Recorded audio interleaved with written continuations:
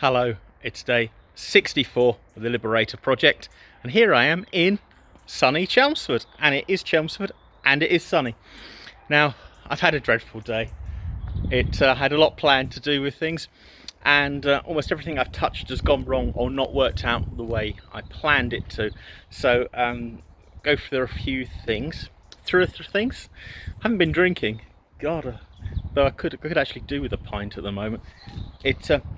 I put my new vacuum cleaner on charge last night in the kitchen, and it's still there, so I forgot to bring my vacuum cleaner. And also I didn't bring my electrical kit. I brought some of my tools, but not my meter. So trying to debug electrical circuits without a test meter, it's really difficult. What I've been doing is I've got the little compressor, and I've actually put a positive and negative wire on it, and I'm actually going round the circuits, and if the pump comes on I know they're live, and it's really frustrating trying to debug something like that. So I'm not happy. I've done quite a bit on the car, I suppose, just nothing's been finished. So cleaned out some of the the leaves and things from it. I haven't washed it, but I cleaned out, I dug out the leaves and things from it, and I was trying to get it started. Now I'm pretty certain now the fuel filter's not blocked, though I haven't proved that, but it doesn't seem to be. I've managed to prove that when I turn on the vehicle, power arrives in the fuel pump. Now with this car, it's quite nice, I suppose, is the fact that if you see the can you see this? I'll turn you around, hang on. You can... Oh, this would be nice to have video editing.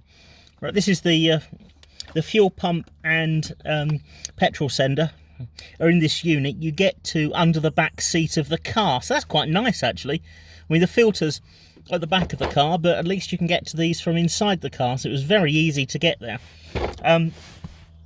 Right, so God, hope you don't get seasick easily. So there's power arriving to the fuel pump as it should, but the fuel pump does nothing. So I think there's something wrong with the fuel pump. Now I've ordered a new one. It's £12, so it's not a big issue, but it won't be here till Saturday. So I need to, I believe, take that out, change it over, and then the car will be fine.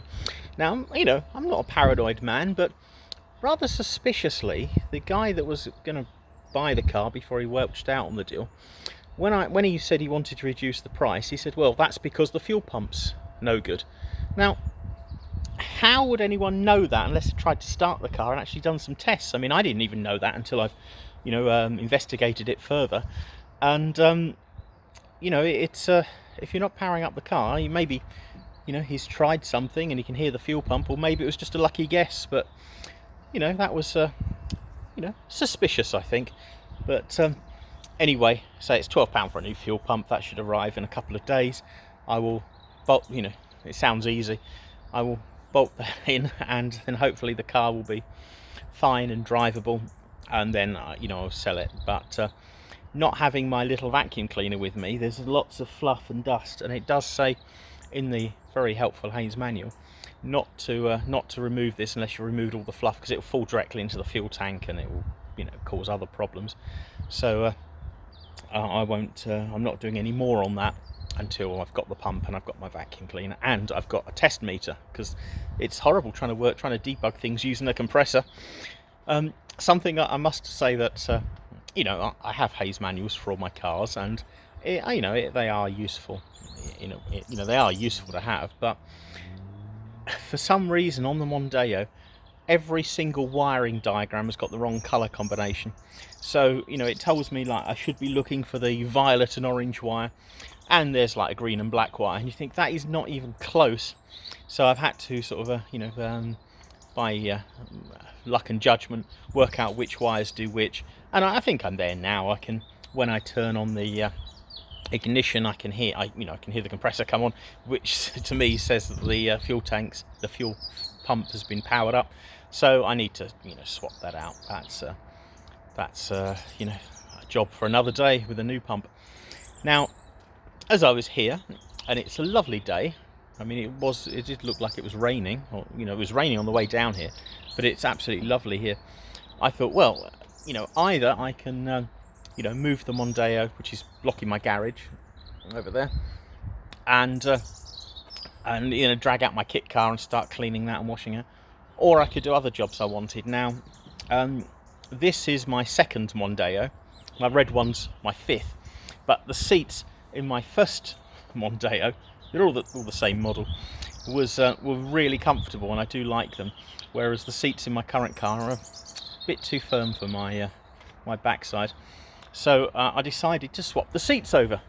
You know, it's not so bad. It's only basically, you know, oh, I don't know, 5 or 6 screws and 6 bolts or 7 bolts. And so I started to take the seat out, and that was going very well. You know, this is all, apart from the fact they're not actually bolts, they're actually, if you can see, they're those torque drivers. Now, I have got a complete set of torque drivers at home. I didn't bring them with me because I didn't expect to need them, and I'm not going to, you know, carry my whole workshop with me all the time. So I can't go any further with that job. I really need to, you know, when I come back Saturday, I will get the torque driver and swap the seats over. They're apparently identical seats, but the ones in this car, you know, ones in my first Mondeo were so much more comfortable, and it was when I drove this car out, I mean, when I sat down, I just thought, oh, that's better, that's right. So I do want to swap the driver's seat over. Something else with this car is I upgraded the stereo. Now, it came with an RDS 5000. I put an RDS 7000 in it. My other car's got a 7000 as well, which is a bit more power. But I also put really good speakers in this car, so I do want to swap those over. That's the sort of plan, and so I would have done that, but I've had enough. Some days, you know, you just think everything I've touched has not really gone very well. I want my proper tools, and I don't want to start you know, taking the door panels off and start doing the speakers now. And in fact, I might not bother at all, you know, depending on how much time I have, how well the fuel pump goes next time. So what I'm going to do, and there might be a part 2 today, I'm actually going down to the Marina because they have a selection of yachts for sale. And as this is the Liberator project, I thought it might be quite nice to actually see some boats for a change rather than cars. So it's a lovely evening. I'm driving down to, I don't know, Heybridge Basin, or I'm going down to Morden, and you know, on the River Blackwater. There's several boat yards there. Just having a quick look, and if I can see anything of interest, there'll be a part 2 today. If not, I've had enough. I'm going to call it a day and get on with things, you know, next time. Thanks a lot. See you soon. Bye.